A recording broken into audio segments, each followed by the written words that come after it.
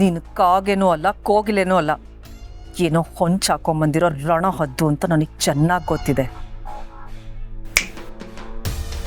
ಅದನ್ನು ನಾನು ಪ್ರೂವ್ ಮಾಡೇ ಮಾಡ್ತೀನಿ.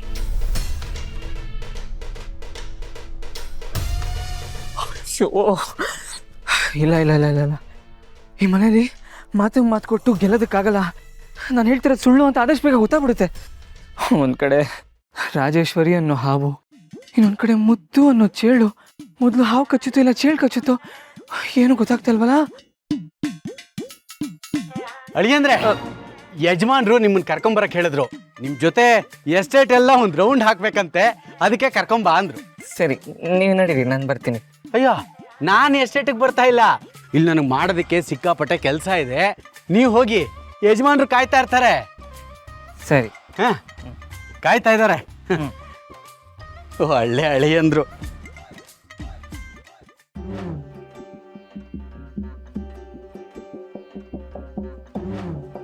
ಪುಟ್ಟಿ,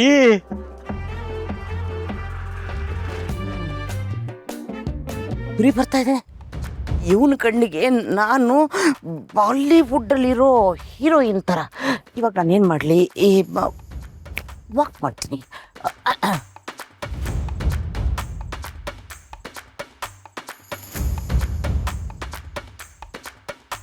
ಇದೇನಿದು ಬಾತ್ಕೋಳಿ ಥರ ನಡೀತಾ ಇದ್ದೀರಾ?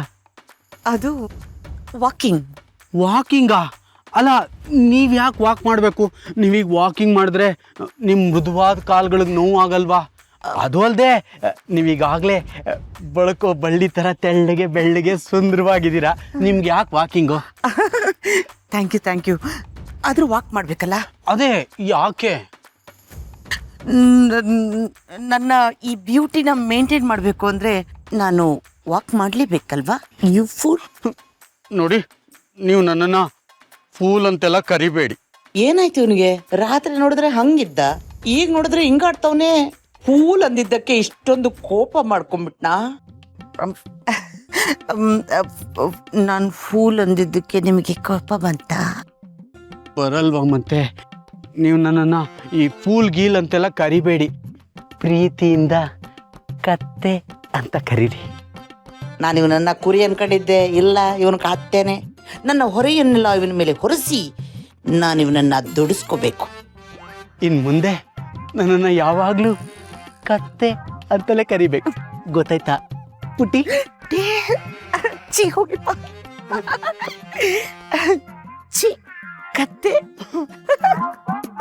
ಅಯ್ಯೋ, ನನ್ನ ಪುಟ್ಟಿ ನನ್ನನ್ನು ಕತ್ತೆ ಅಂತ ಕರೆದು ಬಾ ಅಂದಂಗೆ ಆಯ್ತಲ್ಲ. ಪುಟ್ಟಿ, ನಾ ಬಂದೆ.